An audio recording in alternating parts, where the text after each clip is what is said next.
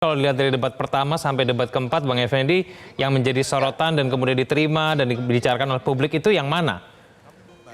Ya, saya ingin mengatakan tadi antara gimmick dan penyampaian gagasan itu tentu saja harus bersama-sama. Selama ini gimmick dan gagasan itu nanti resultantenya atau katakanlah titik temunya pada yang pertama itu seberapa layak gagasan-gagasan itu dikemukakan secara benar, jadi akurasi. Tapi pada bagian kedua khusus sebetulnya untuk negara-negara yang relatif berkembang, lebih khusus lagi Asia dan Amerika Latin, lebih khusus lagi Indonesia, orang itu tidak boleh juga menyerang terlalu tajam dalam bentuk gimmick maupun dalam angka-angka. Jadi memang menyebut 11 dari 100 pada waktu itu dianggap terlalu Ya. tajam. Tapi menggunakan gaya gini-gini nih, yang apa belum pernah saya lihat di dunia itu menemukan jawaban dari Prof. Mahfud itu juga sangat tajam gitu. Nah, ini kan debat pamungkas.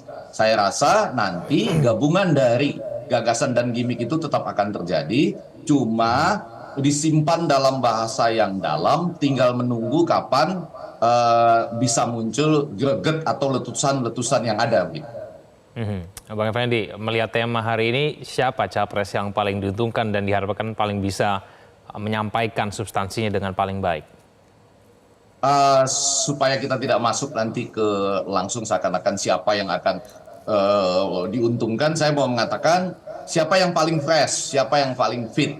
Kalau tadi dari pidato-pidato yang ditampilkan oleh atau video-video yang ditampilkan oleh Metro TV, saya lihat Pak Prabowo agak kurang fit pada pernyataan tadi ya, suaranya agak serak. Mudah-mudahan dia sudah cukup fit, sudah cukup fresh ya. Semua saya rasa tiga capres ini tidak akan terlalu banyak latihan pada hari ini, lebih banyak mungkin mendengar sedikit-sedikit dan lebih banyak istirahat. Tapi baiklah, saya memulai dari 01 dulu. 01 Anies Baswedan menurut saya tetap akan menjadi raja debat. Sudah terlahir, given bakatnya itu dalam menyusun kata-kata, kemudian menanggapi situasi, dan seperti yang dia sampaikan tadi, itu nggak bisa disusun-susun sebegitu rupa. Nanti lahir pada konteksnya, pada saat pertanyaan dimunculkan, lalu diformulasikan jawaban. Baik ketika mendapat tekanan ataupun menyiapkan serangan-serangan yang sudah direncanakan. Hanya mudah-mudahan pada hari ini dia fit, ya. Mudah-mudahan hari ini dia fit, karena di debat kedua antar capres,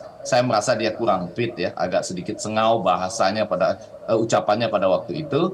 Dan hati-hati saja untuk memperhitungkan antara rasio serangan dia dengan rasio yang disampaikan juga oleh Ganjar, diimbangkan dengan juga menggunakan beberapa istilah yang tidak terlalu tajam. Jadi saya tidak berharap ada angka 11 dari 100 atau apapun itu. Oke. Nah, itu Ya. untuk nomor 02 lagi-lagi ini bahasa ini mudah-mudahan bergema pada sore ini dan bisa dijadikan masukan. Mudah-mudahan itu tadi gemoisionalnya itu tidak terjadi.